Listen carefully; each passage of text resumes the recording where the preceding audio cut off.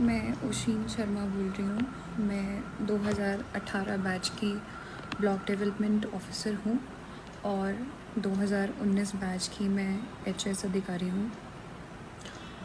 और मेरी शादी विशाल नेहरिया, जो कि एमएलए धर्मशाला हैं प्रेजेंटली, उनसे 26 अप्रैल को हुई थी। और ये शादी हम दोनों की रज़ामंदी से हुई थी, लेकिन आज की डेट में वो मुझे फ़िज़िकली, इमोशनली अब्यूज़ करते हैं, मेरा शोषण करते हैं, मुझे इमोशनल ब्लैकमेलिंग करते हैं, मेंटल टॉर्चर करते हैं। कल उन्होंने अपने परिवार के सामने मुझे बहुत ज़ोर से मारा, 3 थप्पड़ मारे और मैं बिस्तर से नीचे गिर गई। और उन्होंने अपने माँ बाप को बुलाते हुए ये कहा कि आप ये देखिए, मैंने इसको मारा है और अब किस्सा ख़त्म करते हैं। मैं आपको कल मैंने खुद को सेव करने के लिए कुछ फ़ोटोज़ ली हैं, आप देख सकते हैं कि उनकी उंगलियों के निशान मेरे चेहरे पे हैं और मेरे पूरे फेस में बहुत ज़्यादा पेन है। मैंने खुद को बचाने के लिए खुद को कमरे में बंद किया और अपने पेरेंट्स को उसी समय कॉल किया और वो लोग मुझे वहाँ से ले गए।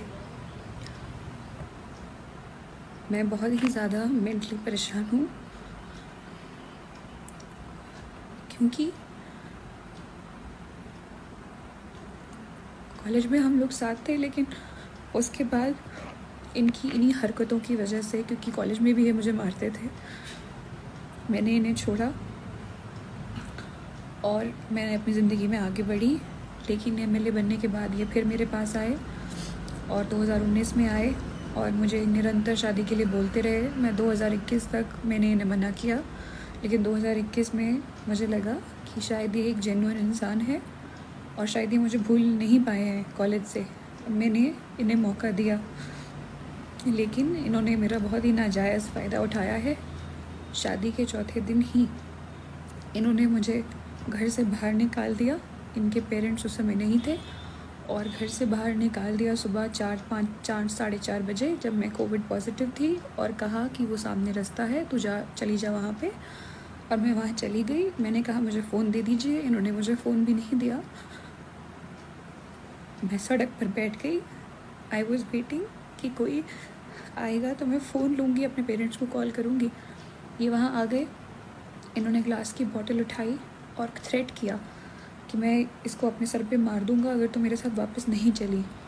उस ब्लैकमेलिंग के बाद मैं घर चली गई इनके साथ वापस। मैंने कहा आपकी मम्मी को पता होना ज़रूरी है।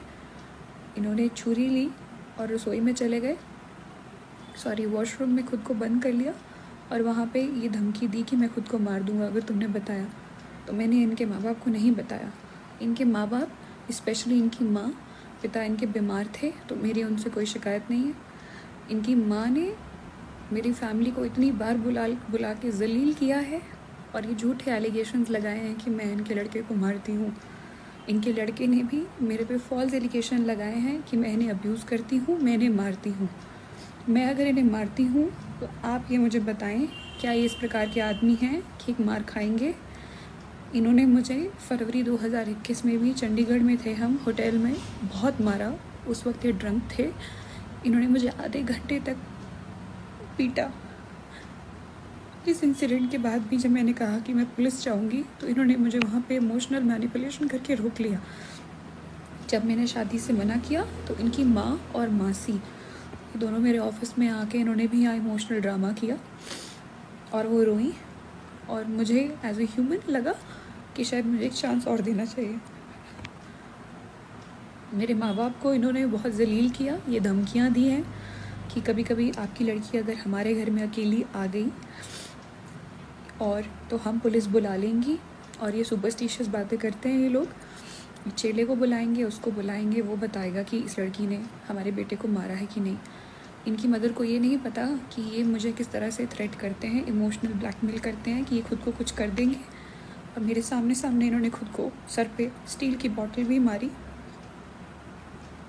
जिस रात मैंने इनसे ये पूछा, जब इन्होंने मुझे बताया कि सुबह इन्होंने और इनकी मम्मी ने कहीं निकलना है, तो एज ए वाइफ मैंने सिर्फ इतना पूछा कि आप कहाँ जा रहे हैं। इनका कहना था कि माँ ने मना किया है बताने से। मुझे गुस्सा आया, मैंने इन्हें झंझोड़ा कि कम ऑन, आपको मुझे बताना चाहिए, I am your wife, I am your partner, I must know. ये उठे और इन्होंने स्टील की बोतल अपने सर पे मार ली। उस स्टील की बोतल में आज भी डेंट है। बाद में ये मुझ में एलिगेशन लगाई है कि मैं इन्हें अब्यूज़ करती हूँ और मैं इन्हें मारती हूँ। इनकी माँ ने ये तक मेरी माँ को फ़ोन करके बोला है कि आपकी लड़की हमारे लड़के को मरने पे मजबूर कर देगी। मेरा ये वीडियो बनाने का एकमात्र ये मकसद है कि मैं सबसे, पुलिस से और सभी से सिर्फ अपने अपने परिवार की सेफ्टी चाहती हूँ। और अगर इन्हें कुछ भी होता है तो I am not held responsible for that, I should not be held responsible for it. ये लोग कोई किसी भी प्रकार का एलिगेशन लगा सकते हैं। Vishal has been forcing me to have a kid. I have told him numerous times that he is not mentally fit to be a father, and he has been forcing me.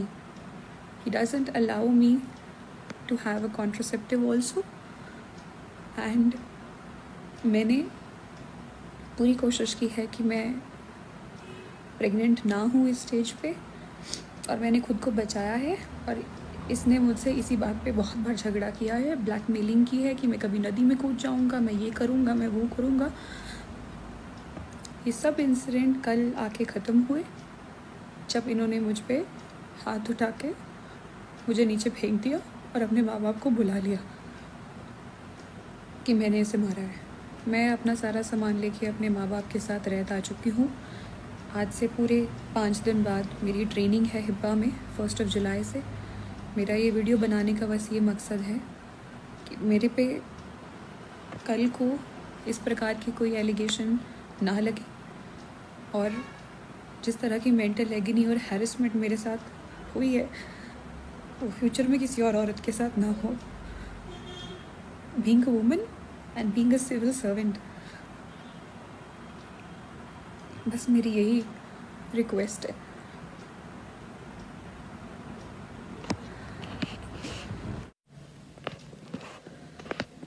मुझे विशाल से या उसके परिवार से कुछ भी नहीं चाहिए।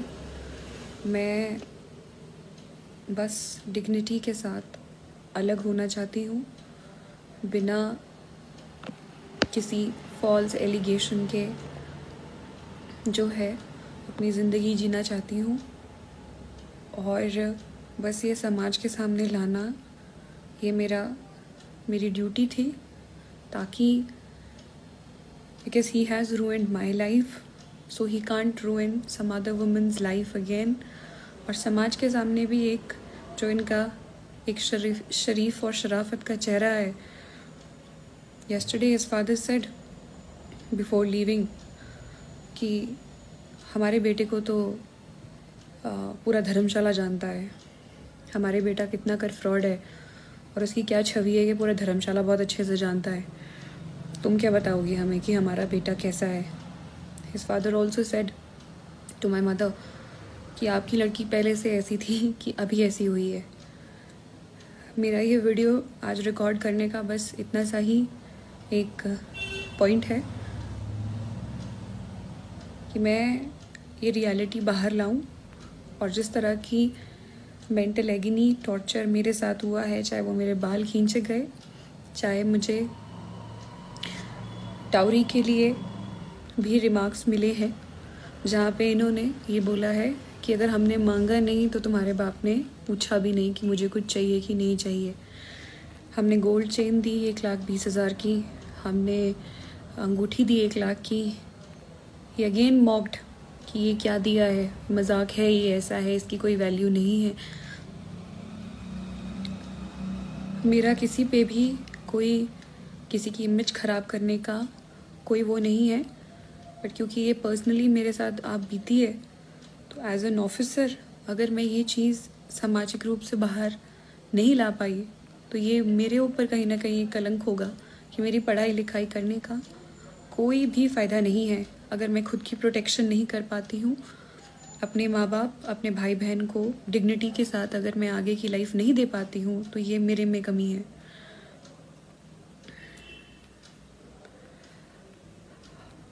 पर्पस बस इतना ही है कि जो गलत हुआ है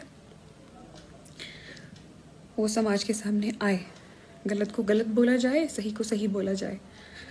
मैं अपने घर आ चुकी हूँ। मैं विशाल और उसकी फैमिली के साथ सेफ़ और सिक्योर नहीं महसूस करती, इसीलिए मैं अब अपने मैटरनल घर में रह रही हूँ और कुछ दिनों बाद मैं ट्रेनिंग पे चली जाऊँगी। तो ये इंसान ना ही मेरा पीछा करे, ना ही मुझे तंग करे, क्योंकि अगर ऐसा होगा तो मैं लीगल कोर्स लेने के लिए मजबूर हो जाऊँगी। Thank you.